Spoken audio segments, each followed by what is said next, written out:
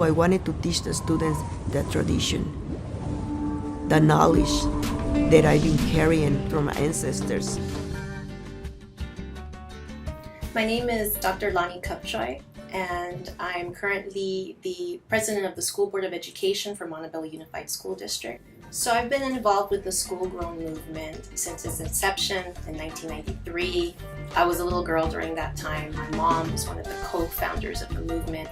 You know, it was through my mom that I learned a lot about the love for Madre Tierra, for understanding that there are connections between our food source, our water source, and how precious it is for us to continue to be stewards of those resources. Because at this time and age right now, we just have so many issues, which is obesity, diabetes, high cholesterol, cancer.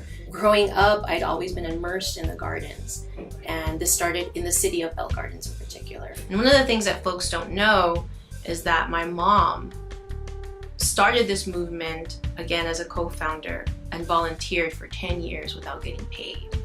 And she did this because she really cared about transforming the schools. At one point, these schools looked like barren wastelands, right? It was just field. And somehow, with students, with different folks who cared and wanted their school to look better, they were able to transform it and create these gardens. And then eventually it expanded. And one of the unique things about our school district is that we have this program, you know, that is thriving. I know some folks may think, well, what is the importance of this project, right? What are these kids really doing? These kids decided to come together and to take health into their own hands and actually try to transform their families. So they would go home, they would talk to their parents, they would say, you know what, I don't want to drink soda anymore, I don't want to eat those kinds of foods. They would be going to the market, and we saw a complete change. Our program has had a very successful track record of working with students that have autism.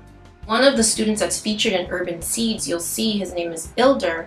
He came into our program as somebody who would hide, wouldn't do any public speaking, very isolated, and something happened to him when he stepped into the program. And to see him to be able to speak publicly, to be able to interact with students, I mean, it's just amazing. His family gets really emotional. I mean, just thinking about it.